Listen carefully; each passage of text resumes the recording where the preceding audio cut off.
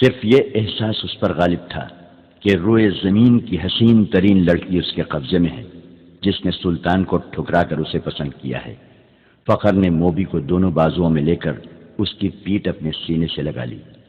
موبی نے کہا، تم عیسائی کمانڈروں اور اپنے سلطان کی طرح وحشی تو نہیں بنو گے؟ میں تمہاری ملکیت ہوں، جو چاہو کرو، مگر میں پھر تم سے نفرت کروں گی۔ کہو تو میں اونٹ سے اتر جاتا ہوں۔ فخر نے اسے اپنے بازوؤں سے نکال کر کہا، مجھے صرف یہ بتا دو کہ تم مجھے دل سے چاہتی ہو یا محض مجبوری کے عالم میں میری پناہ لی ہے؟ پناہ تو میں ان تاجروں کی بھی لے سکتی تھی، موبی نے جواب دیا، لیکن تم مجھے اتنے اچھے لگے کہ تمہاری خاطر مذہب تک چھوڑنے کا فیصلہ کر لیا ہے۔ اس نے جذباتی باتیں کر کے فخر کے اعصاب پر قبضہ کر لیا اور رات گزرتی چلی گئی۔ سفر کم و بیش 5 دنوں کا تھا، لیکن فخر المصری عام راستوں سے ہٹ کر جا رہا تھا، کیونکہ وہ بھگوڑا فوجی تھا۔ موبی کو نیند آنے لگی۔ اس نے سر پیچھے فخر کے سینے پر رکھ دیا اور گہری نیند سو گئی۔ اونٹ چلتا رہا، فخر جاگتا رہا۔ صلاح الدین ایوبی صبح کی نماز پڑھ کر فارغ ہوا ہی تھا کہ دربان نے اطلاع دی کہ علی بن سفیان آیا ہے۔ سلطان دوڑ کر باہر نکلا۔ اس کے منہ سے علی بن سفیان کے سلام کے جواب سے پہلے یہ الفاظ نکلے، ادھر کیا خبر ہے؟ ابھی تک خیریت ہے، علی بن سفیان نے جواب دیا، مگر سوڈانی لشکر میں بے اطمینانی بڑھتی جا رہی ہے۔ میں نے اس لشکر میں اپنے جو مخبر چھوڑے تھے، ان کی اطلاعوں سے پتہ چلتا ہے کہ ان کے کسی ایک بھی کمانڈر نے قیادت سنبھال لی تو بغاوت ہو جائے گی۔ صلاح الدین ایوبی اسے اپنے خیمے میں لے گیا۔ علی بن سفیان کہہ رہا تھا، ناجی اور اس کے سرکردہ سالاروں کو تو ہم نے ختم کر دیا ہے، لیکن وہ مصری فوج کے خلاف سوڈانیوں میں نفرت کا جو زہر پھیلا گئے تھے، اس کا اثر ذرہ بھر کم نہیں ہوا۔ ان کی بے اطمینانی کی دوسری وجہ ان کے سالاروں کی گمشدگی ہے۔ میں نے اپنے مخبروں کی زبانی یہ خبر مشہور کرا دی ہے کہ ان کے سالار بحر روم کے محاذ پر گئے ہوئے ہیں، مگر امیر محترم، مجھے شک ہوتا ہے کہ سوڈانیوں میں شکوک اور شبہات پائے جاتے ہیں، جیسے انہیں علم ہو گیا ہے کہ ان کے سالاروں کو قید کر لیا گیا ہے اور مار بھی دیا گیا ہے۔ اگر بغاوت ہو گئی تو مصر میں ہمارے جو دستے ہیں وہ اسے دبا سکیں گے؟ صلاح الدین ایوبی نے پوچھا، کیا وہ 50,000 تجربے کار فوج کا مقابلہ کر سکیں گے؟ مجھے شک ہے۔ مجھے یقین ہے کہ ہماری قلیل فوج سوڈانیوں کا مقابلہ نہیں کر سکے گی۔ علی بن سفیان نے کہا، میں اس کا بندوبست کر آیا ہوں۔ میں نے علی مقام نور الدین زنگی کی طرف 2 تیز رفتار قاصد بھیج دیے ہیں۔ میں نے پیغام بھیجا ہے کہ مصر میں بغاوت کی فضا پیدا ہو رہی ہے اور ہم نے جو فوج تیار کی ہے وہ تھوڑی ہے اور اس میں سے آدھی فوج محاذ پر ہے۔ متوقع بغاوت کو دبانے کے لیے ہمیں کمک بھیجی جائے۔ مجھے ادھر سے کمک کی امید کم ہے۔ سلطان ایوبی نے کہا، پرسوں ایک قاصد یہ خبر لایا تھا کہ زنگی نے فرینکوں پر حملہ کر دیا تھا۔ یہ حملہ انہوں نے ہماری مدد کے لیے کیا تھا۔ فرینکوں کے عمراء اور فوجی قائدین بحر روم میں صلیبیوں کے اتحادی بیڑے میں تھے، اور فرینکیوں کی کچھ فوج مصر میں داخل ہو کر عقب سے حملہ کرنے اور ہمارے سوڈانی لشکر کی پشت پناہی کے لیے مصر کی سرحد پر آ گئی تھی۔ محترم زنگی نے ان کے ملک پر حملہ کر کے ان کے سارے منصوبے کو ایک ہی بار میں برباد کر دیا ہے اور شاہ فرینک کے بہت سے علاقے پر قبضہ کر لیا ہے۔ انہوں نے صلیبیوں سے کچھ رقم بھی وصول کی ہے۔ صلاح الدین ایوبی خیمے کے اندر ٹہلنے لگا، جذباتی لہجے میں بولا، سلطان زنگی کے قاصد کی زبانی وہاں کے کچھ ایسے حالات معلوم ہوئے ہیں جنہوں نے مجھے پریشان کر رکھا ہے۔ کیا آپ صلیبی ادھر یلغار کریں گے؟ علی بن سفیان نے پوچھا۔ مجھے صلیبیوں کی یلغار کی ذرہ بھر بھی پرواہ نہیں، سلطان ایوبی نے جواب دیا۔ پریشانی یہ ہے کہ کفار کی یلغار کو روکنے والے شراب کے مٹکوں میں ڈوب گئے ہیں۔ اسلام کے قلعے کے پاسبان حرم میں قید ہو گئے ہیں۔ عورت کی زلفوں نے انہیں پابا زنجیر کر دیا ہے۔ علی، چچا اسد الدین شیر کوہ کو اسلام کی تاریخ کبھی فراموش نہیں کر سکے گی۔ کاش آج وہ زندہ ہوتے، میدان جنگ میں مجھے وہی لائے تھے۔ ہم نے بڑے ہی مشکل وقت دیکھے ہیں علی۔ میں نے چچا شیر کوہ کی فوج کے ہر اول دستے کی کمان کی ہے۔ میں ان کے ساتھ صلیبیوں کے محاصرے میں 3 مہینے رہا ہوں۔ مجھے شیر کوہ ہمیشہ سبق دیا کرتے تھے کہ گھبراہٹ اور خوف سے بچنا، تائید عزتی اور رضا الہی کا قائل رہنا اور اسلام کا علم بلند رکھنا۔ میں شیر کوہ کی کمان میں مصریوں اور صلیبیوں کی مشترک فوج کے خلاف بھی لڑا ہوں۔ سکندریہ میں محاصرے میں رہا ہوں۔ شکست میرے سر پر آ گئی تھی۔ میرے مٹھی بھر عسکری بددل ہوتے جا رہے تھے۔ میں نے کس طرح ان کے حوصلے اور جذبے تر و تازہ رکھے، یہ میرا خدا ہی بہتر جانتا ہے، تاکہ چچا شیر کوہ نے حملہ آور ہو کر محاصرہ توڑا۔ تم یہ کہانی اچھی طرح جانتے ہو۔ ایمان فروشوں نے کفار کے ساتھ مل کر ہمارے لیے کیسے کیسے طوفان کھڑے کیے، مگر میں گھبرایا نہیں، دل نہیں چھوڑا۔ مجھے سب کچھ یاد ہے سلطان، علی بن سفیان نے کہا۔ اس قدر معرکہ آرائی اور قتل و غارت کے بعد توقع تھی کہ مصری راہ راست پر آ جائیں گے، مگر ایک غدار مرتا ہے تو ایک اور اس کی جگہ لے لیتا ہے۔ میرا مشاہدہ یہ ہے کہ غدار کمزور خلافت کی پیداوار ہوتے ہیں۔ اگر فاطمی خلافت حرم میں گم نہ ہو جاتی تو آج آپ صلیبیوں سے یورپ میں لڑ رہے ہوتے، مگر ہمارے غدار بھائی انہیں سلطنت اسلامیہ سے باہر نہیں جانے دے رہے ہیں۔ جب بادشاہ عیش و عشرت میں پڑ جائیں تو رعایا میں سے بھی کچھ لوگ بادشاہی کے خواب دیکھنے لگتے ہیں۔ وہ کفار سے طاقت اور مدد حاصل کرتے ہیں۔ ایمان فروشی میں وہ اس قدر اندھے ہو جاتے ہیں کہ کفار کے عزائم اور اپنی بیٹیوں کی عصمتوں تک کو بھلا دیتے ہیں۔ مجھے ہمیشہ انہی لوگوں سے ڈر آتا ہے۔ صلاح الدین ایوبی نے کہا، اللہ نہ کرے اسلام کا نام جب بھی ڈوبا مسلمانوں کے ہاتھوں سے ڈوبے گا۔ ہماری تاریخ غداروں کی تاریخ بنتی جا رہی ہے۔ یہ رجحان بتا رہا ہے کہ ایک روز مسلمان جو برائے نام مسلمان ہوں گے اپنی سرزمین کفار کے حوالے کر دیں گے۔ اگر اسلام کہیں زندہ رہا تو وہاں مسجدیں کم اور قہبہ خانہ زیادہ ہوں گے۔ ہماری بیٹیاں صلیبیوں کی طرح بال کھلے چھوڑ کر بے حیا ہو جائیں گی۔ کفار انہیں اسی راستے پر ڈال رہے ہیں، بلکہ ڈال چکے ہیں۔ اب مصر سے پھر وہی طوفان اٹھ رہا ہے علی۔ تم اپنے محکمے کو اور مضبوط اور وسیع کر لو۔ میں نے اپنے رفیقوں سے کہہ دیا ہے کہ دشمن کے علاقوں میں جا کر شبخوں مارنے اور خبریں لانے کے لیے تنومند اور ذہین نوجوانوں کا انتخاب کرو۔ صلیبی اس محاذ کو مضبوط اور پر اثر بنا رہے ہیں۔ تم فوری طور پر جاسوسی جنگ کی تیاری کرو۔ فوری طور پر کرنے والا کام یہ ہے کہ سمندر سے کئی ایک صلیبی بچ کر نکلے ہیں، ان میں زیادہ تر زخمی ہیں، اور جو زخمی نہیں وہ کئی کئی دن سمندر میں ڈوبنے اور تیرنے کی وجہ سے زخمیوں سے بدتر ہیں۔ ان سب کا علاج معالجہ ہو رہا ہے۔ میں نے سب کو دیکھا ہے، تم بھی انہیں دیکھ لو اور اپنی ضرورت کے مطابق ان سے معلومات حاصل کرو۔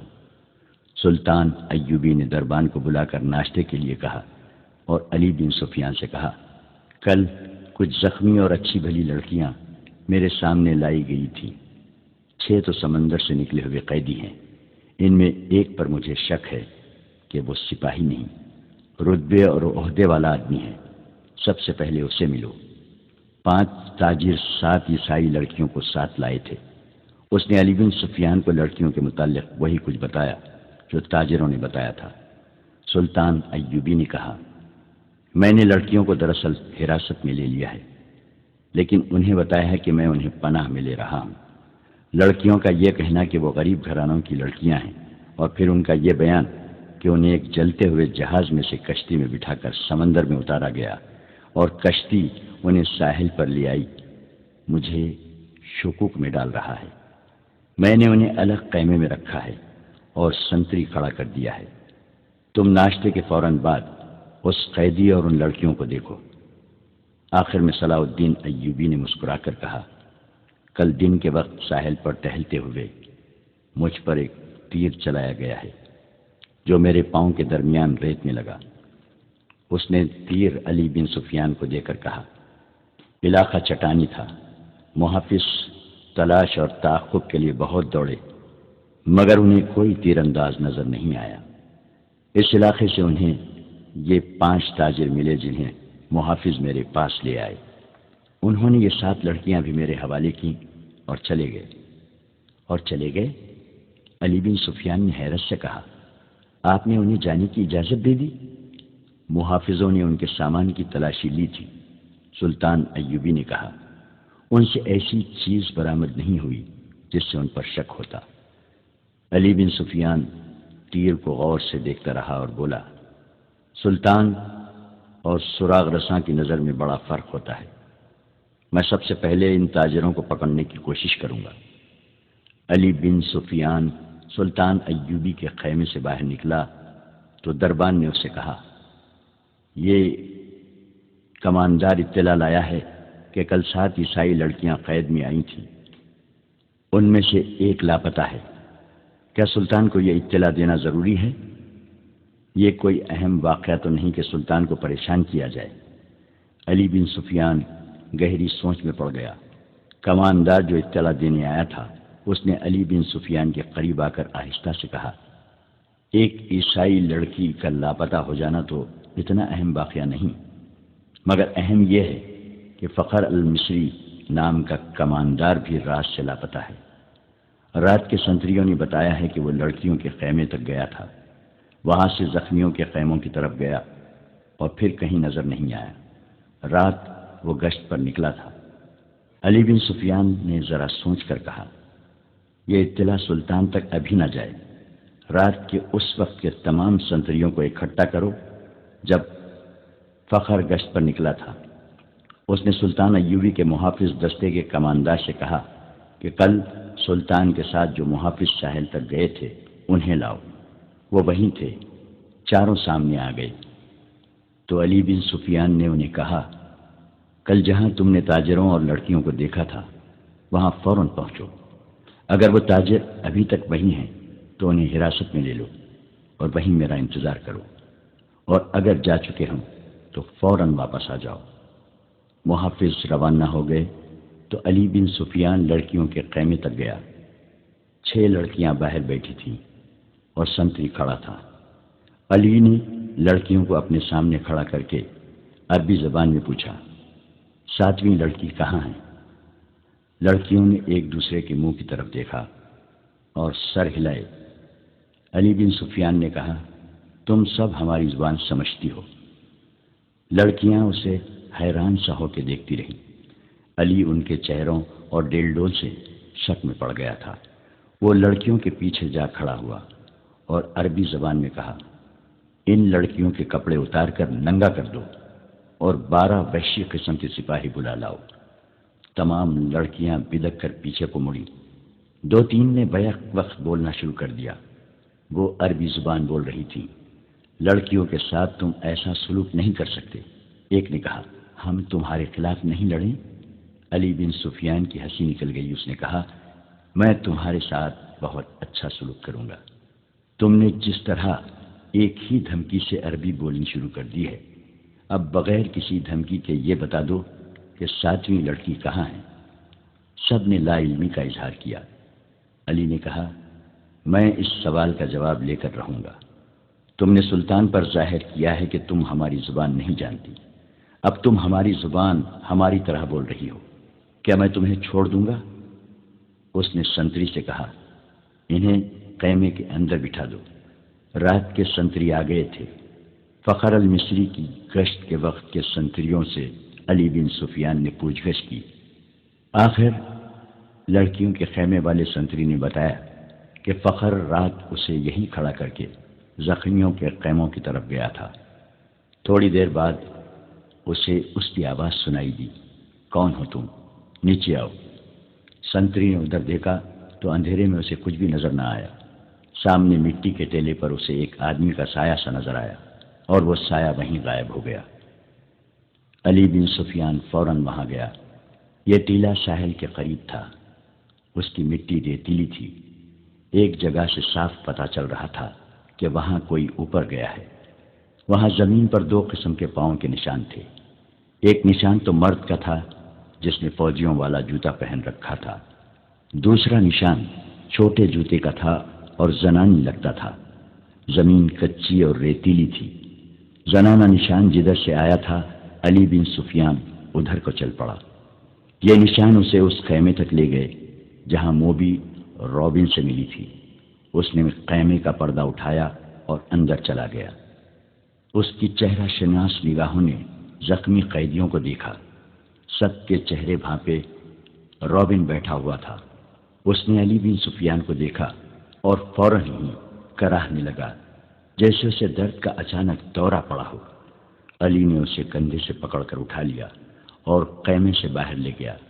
اس سے پوچھا، رات کو ایک قیدی لڑکی اس خیمے میں آئی تھی، کیوں آئی تھی؟ رابن اسے ایسی نظروں سے دیکھنے لگا جن میں حیرت تھی اور ایسا تاثر بھی جیسے وہ کچھ سمجھا ہی نہ ہو۔ علی بن سفیان نے اسے آہستہ سے کہا، تم میری زبان سمجھتے ہو دوست، میں تمہاری زبان سمجھتا ہوں، بول سکتا ہوں، لیکن تمہیں میری زبان میں جواب دینا ہوگا۔ رابن اس کا منہ دیکھتا رہا۔ علی نے سنتری سے کہا، اسے خیمے سے باہر رکھو۔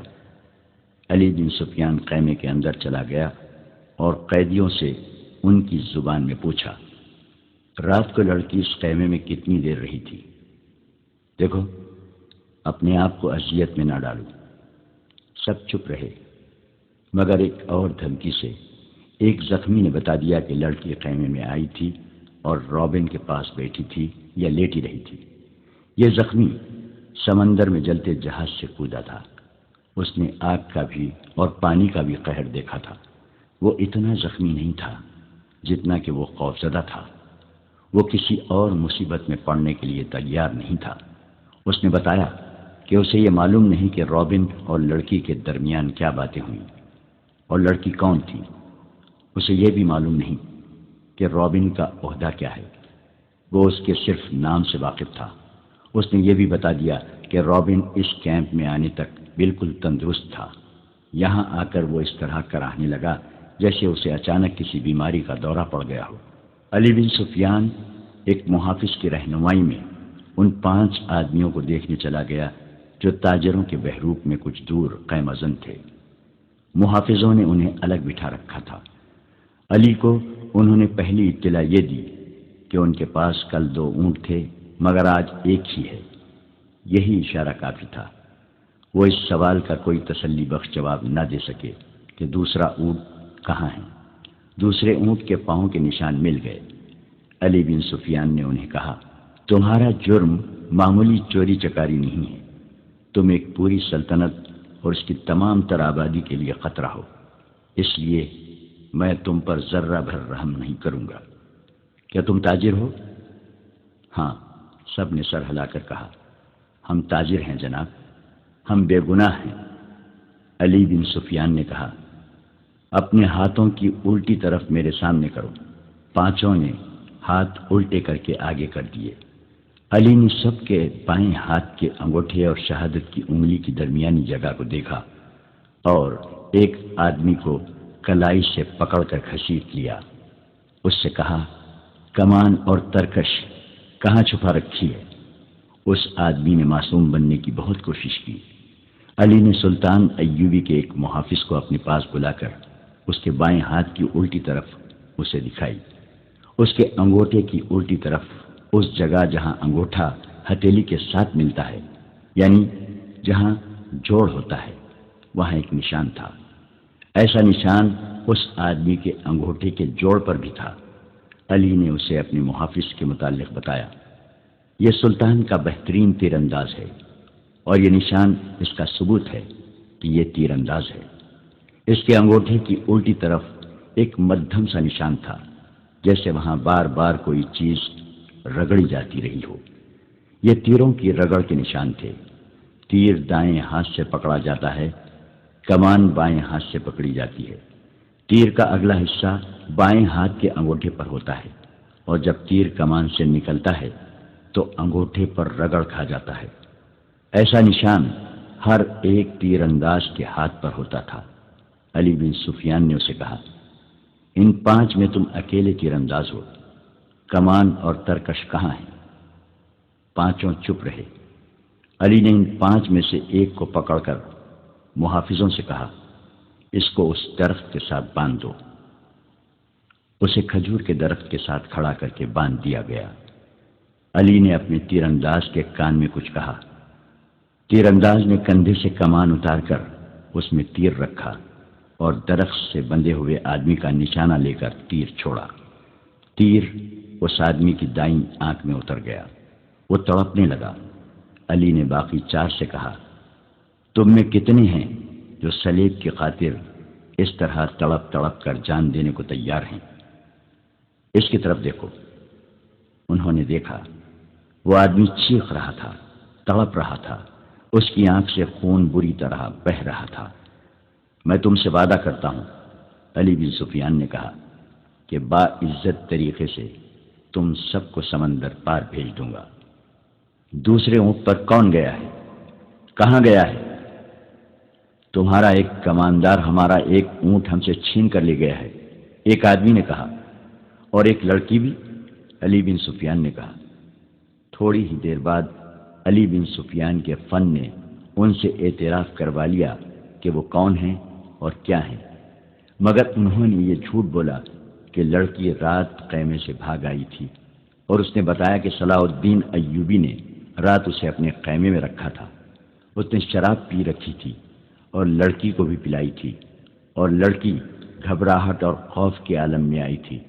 اس کے تعاقب میں فخر المصری نام کا ایک کماندار آیا، اور اس نے جب لڑکی کی باتیں سنی تو اسے ہمارے اونٹ پر بٹھا کر زبردستی لے گیا۔ انہوں نے وہ تمام بہتان علی بن سفیان کو سنائے جو لڑکی نے سلطان ایوبی پر لگائے تھے۔ علی نے مسکرا کر کہا، تم 5 تربیت یافتہ عسکری اور تیر انداز، اور ایک آدمی تم سے لڑکی بھی لے بھاگا اور اونٹ بھی۔ اس نے انہی کی نشاندہی پر زمین میں دبائی ہوئی کمان اور ترکش بھی نکلوا لی۔ ان 4 کو خیمہ گاہ میں بھجوا دیا گیا۔ 5واں آدمی تڑپ تڑپ کر مر چکا تھا۔ اونٹ کے پاؤں کے نشان صاف نظر آ رہے تھے۔ علی بن سفیان نے نہایت شرف سے 10 سوار بلائے اور انہیں اپنی کمان میں لے کر اس طرف روانہ ہو گیا جدھر اونٹ گیا تھا، مگر اونٹ کی روانگی اور اس کے تعاقب میں علی بن سفیان کی روانگی میں 14-15 گھنٹوں کا فرق تھا۔ اونٹ تیز تھا اور اسے آرام کی بھی زیادہ ضرورت نہیں تھی۔ اونٹ پانی اور خوراک کے بغیر 6-7 دن تر و تازہ رہ سکتا ہے۔ اس کے مقابلے میں گھوڑوں کو راستے میں کئی بار آرام، پانی اور خوراک کی ضرورت تھی۔ ان عناصر نے تعاقب ناکام بنا دیا۔ اونٹ نے 14-15 گھنٹوں کا فرق پورا نہ ہونے دیا۔ فخر المصری نے تعاقب کے پیش نظر قیام بہت کم کیا تھا۔ علی بن سفیان کو راستے میں صرف ایک چیز ملی، یہ ایک تھیلا تھا۔ اس نے رک کر تھیلا اٹھایا، کھول کر دیکھا، اس میں کھانے پینے کی چیزیں تھیں۔ اسی تھیلے میں ایک اور تھیلا تھا، اس میں بھی وہی چیزیں تھیں۔ علی بن سفیان کے سونگنے کی تیز حس نے اسے بتا دیا کہ ان اشیاء میں حشیش ملی ہوئی ہے۔ راستے میں اسے 2 جگہ ایسے آثار ملے تھے جن سے پتہ چلتا تھا کہ یہاں اونٹ رکا ہے اور سوار یہاں بیٹھے ہیں۔ کھجوروں کی گٹلیاں، پھلوں کے بیج اور چھلکے بھی بکھرے ہوئے تھے۔ تھیلے نے اسے شک میں ڈال دیا۔ اس کے ذہن میں یہ شک نہ آیا کہ فخر المصری کو حشیش کے نشے میں لڑکی اپنے محافظ کے طور پر ساتھ لے جا رہی ہے۔ تاہم اس نے تھیلا اپنے پاس رکھا، مگر تھیلے کی تلاشی اور قیام نے وقت ضائع کر دیا تھا۔ فخر المصری اور موبی منزل پر بھی نہ پہنچتے اور راستے میں پکڑے بھی جاتے تو کوئی فرق نہ پڑتا۔ سوڈانی لشکر میں ناجی، ادروش اور ان کے ساتھی جو زہر پھیلا چکے تھے وہ اثر کر گیا تھا۔ فاطمی خلافت کے وہ فوجی سربراہ جو برائے نام جنرل اور دراصل حاکم بنے ہوئے تھے، سلطان ایوبی کو ایک ناکام امیر اور بیکار حاکم ثابت کرنا چاہتے تھے۔ مسلمان حکمران حرم میں ان لڑکیوں کے اسیر ہو گئے تھے جن میں بیشتر عیسائی اور یہودی تھیں۔ ان کے نام اسلامی تھے حکومت کا کاروبار خود ساختہ افسر چلا رہے تھے، من مانی اور عیش و عشرت کر رہے تھے۔ وہ نہیں چاہتے تھے کہ سلطان صلاح الدین ایوبی جیسا کوئی مذہب پسند اور قوم پرست قائل قوم کو جگا دے اور حکمرانوں اور سلطانوں کو حرم کی جنت سے باہر نکال کر حقائق کی دنیا میں لے آئے۔ سلطان ایوبی کے پہلے مورکوں سے جو اس نے اپنے چچا شیر کوہ کی قیادت میں لڑے تھے، یہ لوگ جان چکے تھے کہ اگر یہ شخص اقتدار میں آ گیا تو اسلامی سلطنت کو مذہب اور اخلاقیات کی پابندیوں میں جکڑ لے گا، لہذا انہوں نے ہر وہ داؤ کھیلا جو سلطان ایوبی کو چاروں شانے چت گرا سکتا تھا۔ انہوں نے درپردہ صلیبیوں سے تعاون کیا اور اس کے جاسوسوں اور تخریب کاروں کے لیے زمین ہموار کی اور اس کے راستے میں چٹانیں کھڑی کی۔ اگر نور الدین زنگی نہ ہوتا تو آج نہ صلاح الدین ایوبی کا تاریخ میں نام ہوتا اور نہ آج نقشے پر اتنے زیادہ اسلامی ممالک نظر آتے۔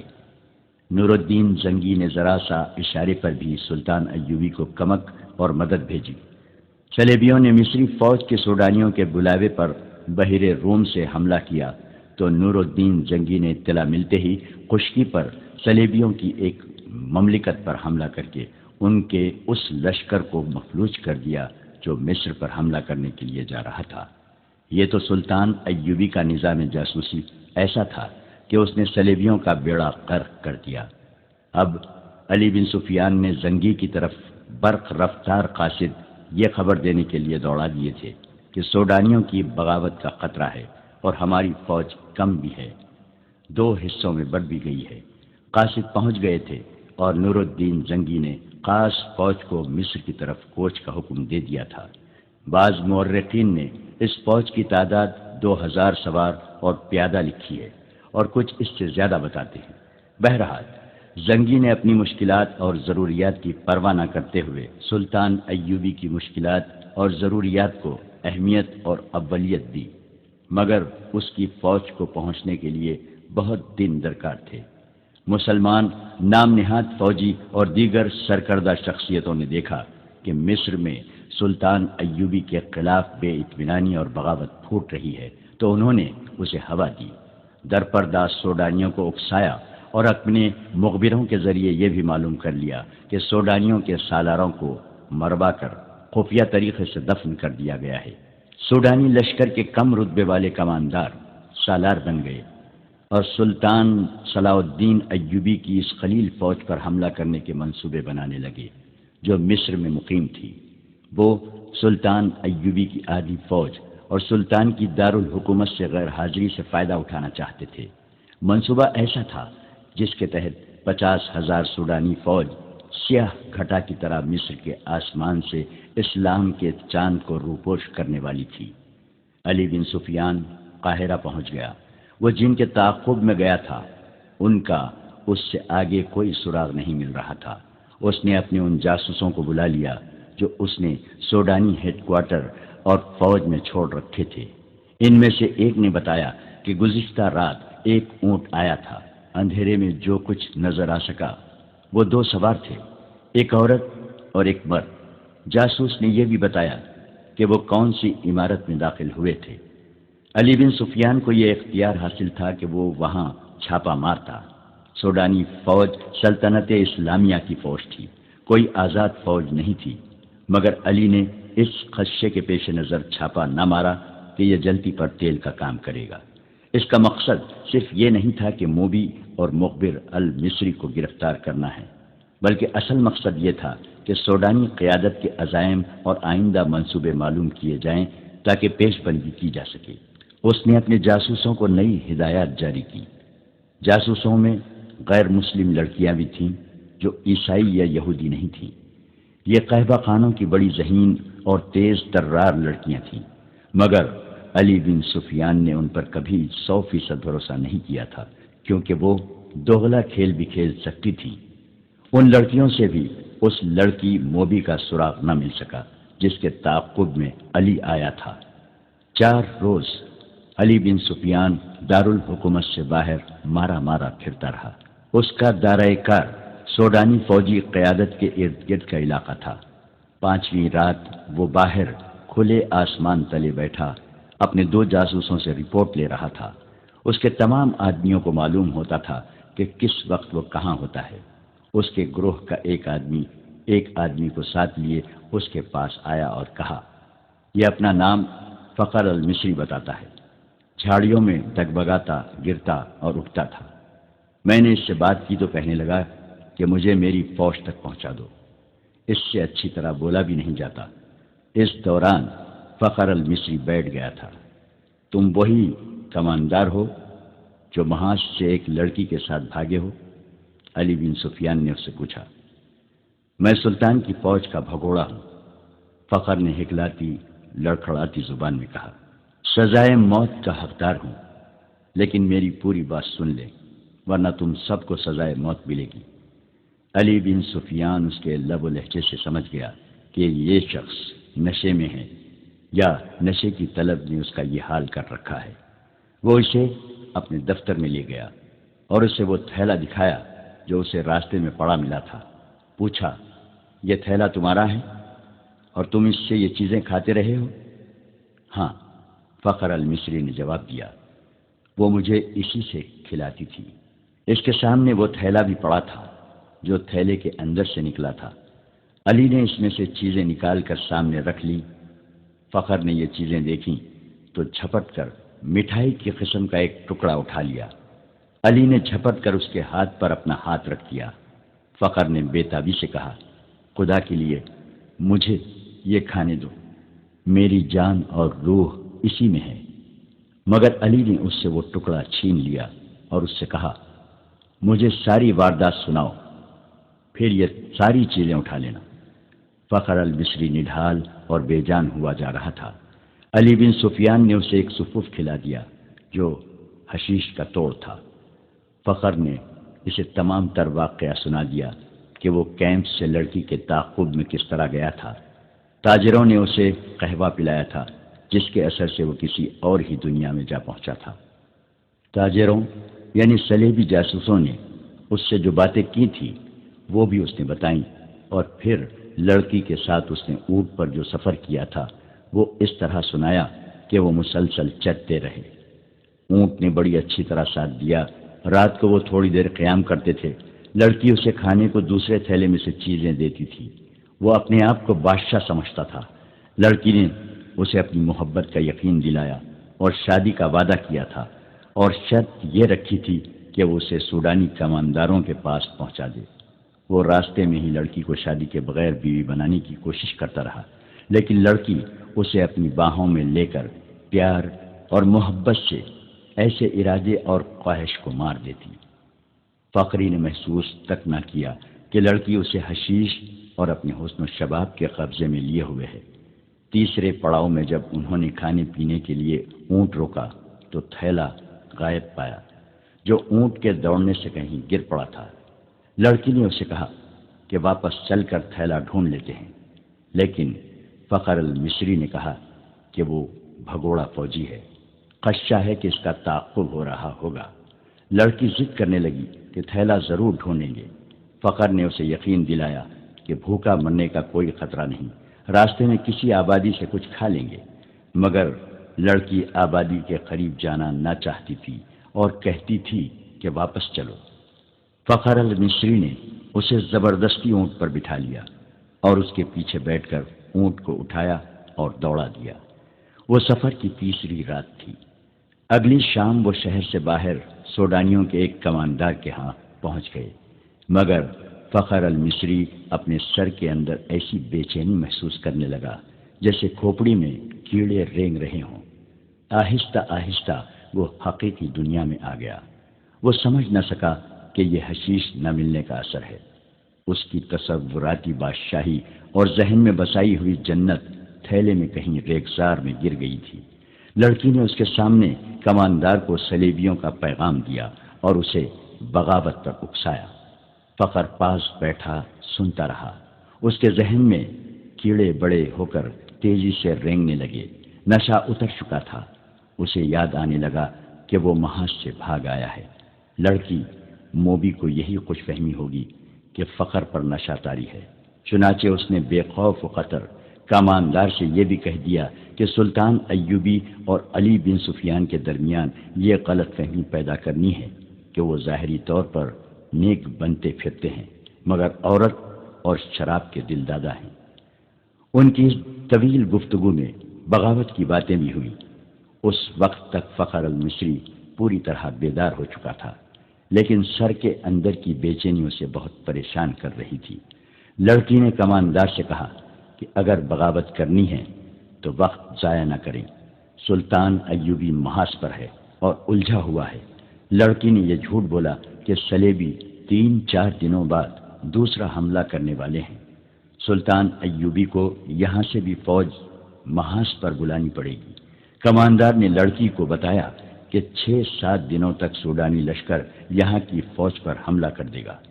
فخر یہ ساری باتیں سنتا رہا۔ آدھی رات کے بعد اسے الگ کمرے میں بھیج دیا گیا جہاں اس کے سونے کا انتظام تھا۔ لڑکی اور کماندار دوسرے کمرے میں رہے۔ درمیان میں دروازہ تھا جو بند کر دیا گیا۔ اسے نیند نہیں آ رہی تھی۔ اس نے دروازے کے ساتھ کان لگائے تو اسے ہنسی کی آوازیں سنائی دی۔ پھر لڑکی کے یہ الفاظ سنائی دیے، اسے حشیش کے زور پر یہاں تک لائی ہوں اور اس کی محبوبہ بنی رہی ہوں۔ مجھے ایک محافظ کی ضرورت تھی۔ حشیش کا تھیلا راستے میں گر پڑا ہے۔ اگر صبح اسے ایک خوراک نہ ملی تو یہ پریشان کرے گا۔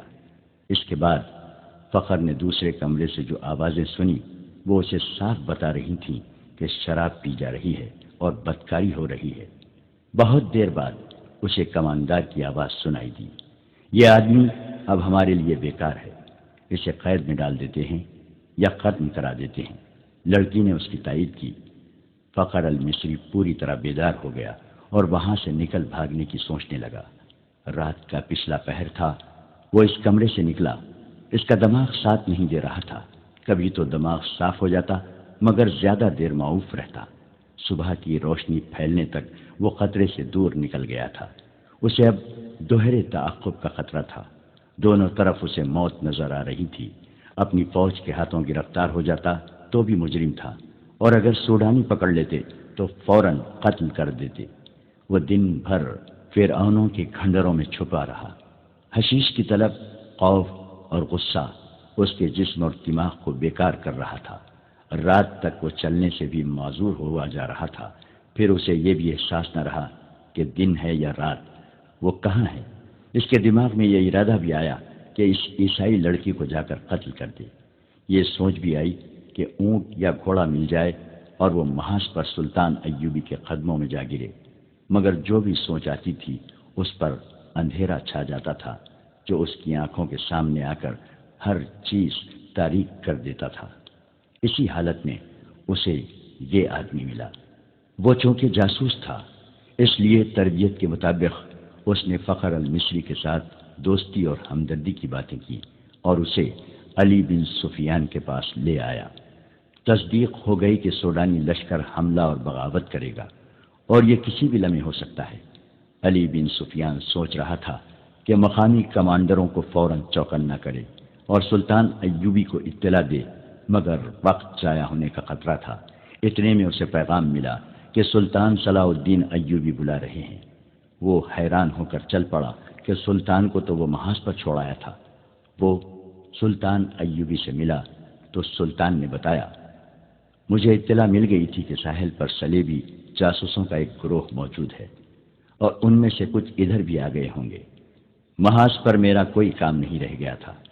میں کمان اپنے رفیقوں کو دے کر یہاں آ گیا۔ دل اس قدر بے چین تھا کہ میں یہاں بہت بڑا خطرہ محسوس کر رہا تھا۔ یہاں کی کیا خبر ہے؟ علی بن سفیان نے اسے ساری خبر سنا دی اور کہا، اگر آپ چاہیں تو میں زبان کا ہتھیار استعمال کر کے بغاوت کو روکنے کی کوشش کروں یا سلطان جنگی کی مدد آنے تک ملتوی کرا دوں۔ میں جاسوسوں کو ہی استعمال کر سکتا ہوں۔ ہماری فوج بہت کم ہے، حملے کو نہیں روک سکے گی۔ سلطان ایوبی ٹہلنے لگا۔ اس کا سر جھکا ہوا تھا۔ وہ گہری سوچ میں کھو گیا تھا اور علی بن سفیان اسے دیکھ رہا تھا۔ سلطان نے رک کر کہا، ہاں علی، تم اپنی زبان اور اپنی جاسوس استعمال کرو، لیکن حملے کو روکنے کے لیے نہیں، بلکہ حملے کے حق میں۔ سوڈانیوں کو حملہ کرنا چاہیے، مگر رات کے وقت جب ہماری فوج خیموں میں سوئی ہوئی ہوگی۔ علی بن سفیان نے حیرت سے سلطان کو دیکھا۔ سلطان نے کہا، یہاں کے تمام کمانداروں کو بلوا لو اور تم بھی آ جاؤ۔ سلطان ایوبی نے علی بن سفیان کو یہ ہدایت بڑی سختی سے دی، سب کو یہ بتا دینا کہ میرے متعلق ان کے سوا کسی کو معلوم نہ ہو سکے کہ میں محاذ سے یہاں آ گیا ہوں۔ سوڈانیوں سے میری یہاں موجودگی کو پوشیدہ رکھنا بہت ضروری ہے۔ میں بڑی احتیاط سے خفیہ طریقے سے آیا ہوں۔ 3 راتیں بعد قاہرہ تاریک رات کے آغوش میں گہری نیند سویا ہوا تھا۔ 1 روز پہلے قاہرہ کے لوگوں نے دیکھا تھا کہ ان کی فوج جو مصر سے تیار کی گئی تھی شہر سے باہر جا رہی ہے۔ انہیں بتایا گیا تھا کہ فوج جنگی مشق کے لیے شہر سے باہر گئی ہے۔ نیل کے کنارے جہاں ریتیلی چٹانیں اور ٹیلے ہیں، وہاں دریا اور ٹیلوں کے درمیان فوج نے جا کر خیمے گاڑ دیے تھے۔ فوج پیادہ بھی تھی، سوار بھی۔ رات کا پہلا نصف گزر رہا تھا کہ قاہرہ کے سوئے ہوئے باشندوں کو دور قیامت کا شور سنائی دیا۔ گھوڑوں کے سرپٹ بھاگنے کی آوازیں بھی سنائی دی۔ سوئے ہوئے لوگ جاگ اٹھے۔ وہ سمجھے کہ فوج جنگی مشق کر رہی ہے، مگر شور قریب آتا اور بلند ہوتا گیا۔ لوگوں نے چھتوں پر چڑھ کر دیکھا، آسمان لال سرخ ہو رہا تھا۔ بعض نے دیکھا کہ دور دریائے نیل سے آگ کے شعلے اٹھتے اور تاریک رات کا سینہ چاک کرتے، خشکی پر کہیں گرتے تھے۔ پھر شہر میں سینکڑوں سرپٹ دوڑتے گھوڑوں کے ٹاپو سنائی دیے۔ شہر والوں کو ابھی معلوم نہیں تھا کہ یہ جنگی مشق نہیں، باقاعدہ جنگ ہے۔ جو آگ لگی ہوئی ہے اس میں سوڈانی لشکر کا خاصا بڑا حصہ زندہ چل رہا ہے۔ یہ سلطان صلاح الدین ایوبی کی ایک بے مثال چال تھی۔ اس نے دارالحکومت میں مقیم قلیل فوج کو دریائے نیل اور ریتیلے ٹیلوں کے درمیان وسیع میدان میں خیمہ زن کر دیا تھا۔ علی بن سفیان نے اپنے فن کا مظاہرہ کیا تھا۔ اس نے سوڈانی لشکر میں اپنے آدمی بھیج کر بغاوت کی آگ بھڑکا دی تھی۔ اس کے کمانداروں سے یہ فیصلہ کروا لیا تھا کہ رات کو جب سلطان کی فوج گہری نیند سوئی ہوئی ہوگی اس پر سوڈانی فوج حملہ کر دے گی اور صبح تک ایک ایک سپاہی کا صفایا کر کے دارالحکومت پر بے خوف و خطر قابض ہو جائے گی، اور سوڈانی فوج کا دوسرا حصہ بحیرہ روم کے ساحل پر مقیم فوج پر حملہ کرنے کے لیے روانہ کر دیا جائے گا۔ اس فیصلے اور منصوبے کے مطابق سوڈانی فوج کا ایک حصہ نہایت خفیہ طریقے سے رات کو بحیرہ روم کے محاذ کی طرف روانہ کر دیا گیا، اور دوسرا حصہ دریائے نیل کے کنارے خیمہ زن فوج پر ٹوٹ پڑا۔ اس فوج نے سیلاب کی طرح 1 میل وسعت میں پھیلی ہوئی خیمہ گاہ پر حلہ بول دیا اور بہت ہی تیزی سے اس علاقے میں پھیل گئی۔ اچانک خیموں پر آگ کے تیر اور تیل میں بھیگے ہوئے کپڑوں کے جلتے گولے برسنے لگے۔ نیل بھی آگ برسانے لگا۔ خیموں کو آگ لگ گئی اور شعلے آسمان تک پہنچنے لگے۔ سوڈانی فوج کو خیموں میں سلطان ایوبی کی فوج کا نہ کوئی سپاہی ملا، نہ کوئی گھوڑا ملا، نہ کوئی گھوڑ سوار۔ اس فوج کو وہاں تمام خالی خیمے ملے، کوئی مقابلے کے لیے نہ اٹھا، اور اچانک آگ ہی آگ پھیل گئی۔ انہیں معلوم نہ تھا کہ سلطان ایوبی نے رات کے پہلے پہر خیموں سے اپنی فوج کو نکال کر ریتیلے ٹیلوں کے پیچھے چھپا دیا تھا اور خیموں میں خشک گھاس کے ڈھیر لگوا دیے تھے۔ خیموں پر اور اندر بھی تیل چھڑک دیا تھا۔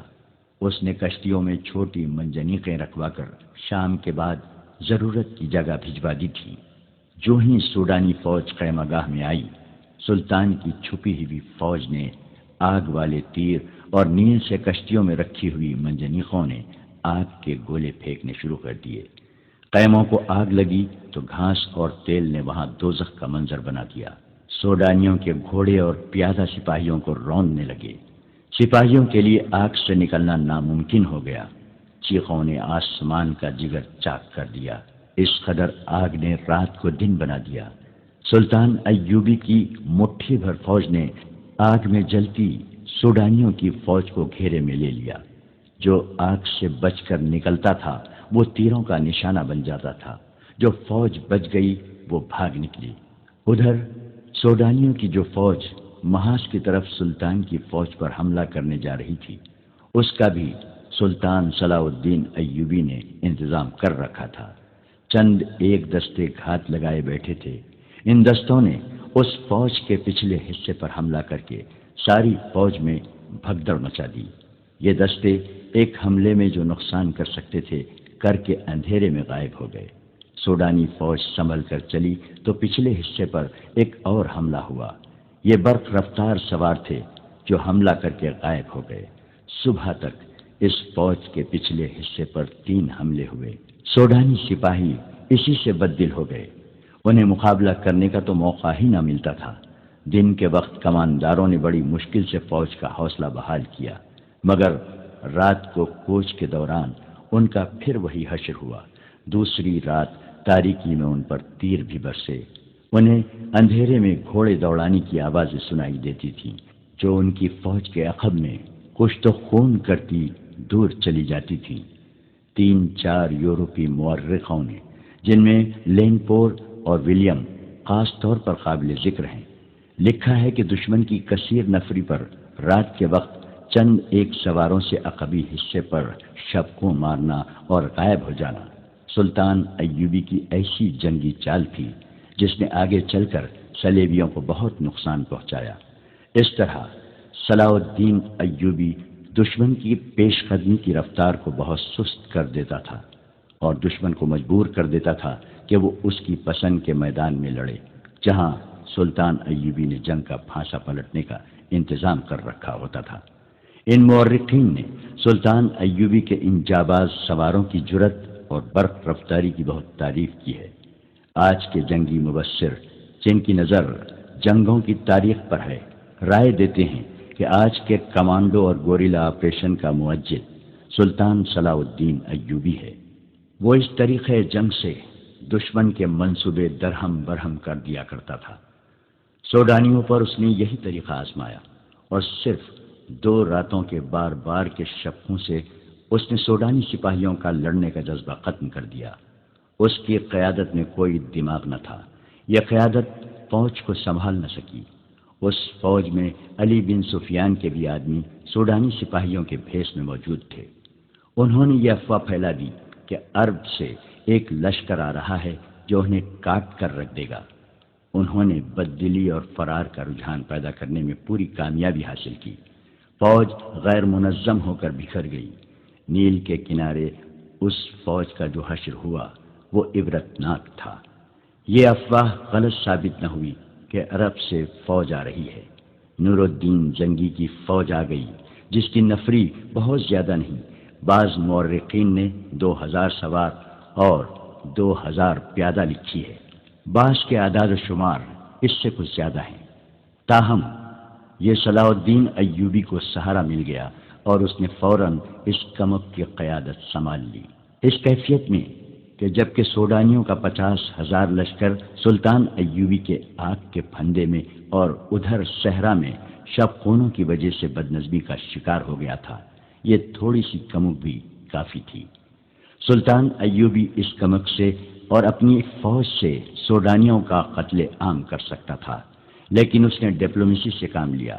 سوڈانی کمان کے کمانداروں کو پکڑا اور انہیں ذہن نشین کرایا کہ ان کے لیے تباہی کے سوا کچھ نہیں رہا، لیکن وہ انہیں تباہ نہیں کرے گا۔ کمانداروں نے اپنا حشر دیکھ لیا تھا۔